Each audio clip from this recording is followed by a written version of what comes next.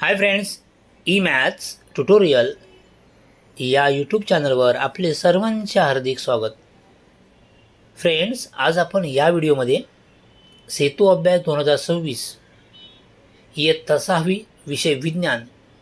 विद्यार्थी मित्रांनो, आपल्याला माहीत आहे इयत्ता 6वीचा अभ्यासक्रम NEP 2020 नुसार बदललेला आहे आणि बदललेल्या अभ्यास करण्यापूर्वी त्या आपल्या पुस्तकामध्ये विज्ञानच्या पुस्तकामध्ये जी प्रकरणं आहेत त्या प्रकरणाचा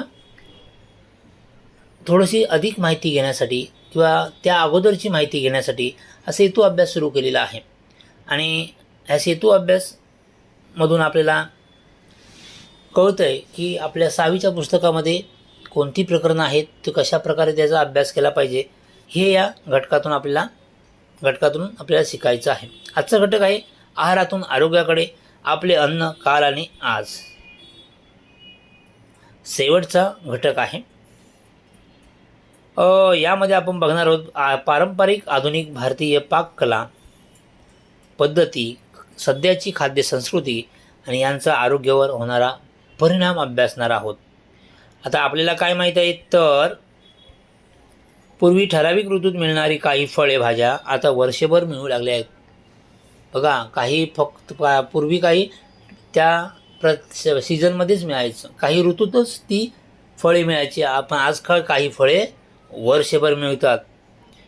माझ्या आजी आजोबांच्या आहारातील अन्नपदार्थ आणि माझ्या आहारातील अन्नपदार्थ यात फरक आहे नक्कीच. आपल्याला आजी आजोबांना आवडणारे अन्नपदार्थ आपल्याला आवडतीलच असे नाही, कारण का आताची जीवनशैली, आताची लाईफस्टाईल पूर्णपणे बदललेली आहे. तुमच्या आवडीनिवडी आणि आजी आजोबांच्या आवडीनिवडी यामध्ये खूप फरक तुम्हाला जाणवत असेल. चला, काय माहीत करून घेऊया. इथे काय सांगितले बघा.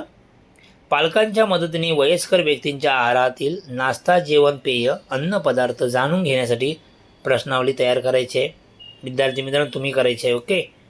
तुमच्या घराशेजारील एखाद्या वयस्कर व्यक्तीची मुलाखत घेऊन, जर घरी एखादा वयस्कर आजी आजोबा नसतील तर शेजारी आजी आजोबा असतील त्यांची मुलाखत घेऊन, पूर्वी त्यांच्या आहारात ते आजी आजोबा लहान असताना तुम्ही काय खात होता, तुम्ही थोडे मोठे झाल्यानंतर काय खात होता, कोणते जेवण करत होता, कोणती फळं खात होता, हे सर्व मुलाखतीमध्ये विचारायचं आहे. नाश्ता, जेवण, पेय असणाऱ्या अन्नपदार्थांची काय करा, यादी करायची आहे. आणि वर्गातील मित्रमैत्रिणींच्या आहारात नाश्ता, जेवण, पेय असणाऱ्या, आता तुम्ही वर्गात मित्रमैत्रिणी आहेत, ते साधा टिफिन काय आणतात, तुम्ही नाश्ता काय करता, रात्री जेवण काय करता, हे विचारून काय करायचं, अन्नपदार्थाची यादी करा आणि माझा आहार येथे यादी लिहून तक्ता पूर्ण करण्यास सांगा. आता बघा, या ठिकाणी तुम्हाला आमचा आहार काय, नाश्ता, वयस्कर व्यक्तींचा आहार, नाश्ता, जेवण आणि तुम्ही काय खाता ते लिहायचं इथे. ओके. आता विविध ऋतूंमधील आहार. उन्हाळा आला की आंबील, ताक, नाचणीची भाकरी, लोणची, मुरंबा, पापड, अन्नधान्यांच्या उसळी, डांगर. पावसाळा वाचून घ्या, भाकरी, भाजी, भात, कुलीत पिठलं, थालीपीठ. हिवाळा बाजरीची भाकरी, मांसाहार, तिळगुळ, तूप, लोणी असलेले पदार्थ. थंडी असते त्यामुळे स्निग्ध पदार्थांचा जास्त वापर या ठिकाणी होतो. पूर्वी ठराविक ऋतूत मिळणारी काही फळे आता वर्षभर मिळू लागले आहेत. त्यापासून बनवलेले चटपटीत मसालेदार पदार्थ, मैदायुक्त पदार्थ, biscuit, samosa, kachori, Maggi, noodles, हे तुम्हाला आवडणारे अन्नपदार्थ आहेत. ओके. वयस्कर व्यक्तींच्या आहारातील कोणते पदार्थ तुमच्या आहारात नाहीत याची यादी करा. आजी आजोबा खातात परंतु आपण अजिबात खात नाही, अशा आहारांची तुम्ही यादी करायची आहे. हा बदल का झाला असेल यावर शिक्षकांबरोबर चर्चा करा. जे का जीवनशैली, नवीन लाईफस्टाईल, जाहिरातबाजी, हे सर्व बघून आपण काही TVचा जास्त वापर, यूट्यूब, हे सर्व प्रसारमाध्यमे आहेत, यांचा परिणाम हा झालेला आहे. वयस्कर व्यक्तींचा आहार, त्यांचे आरोग्य व समवयस्क मित्रमैत्रिणींचा आहार, त्यांचे आरोग्य यावर्षी वर्गात काय करायचे आपल्याला चर्चा करायची आहे.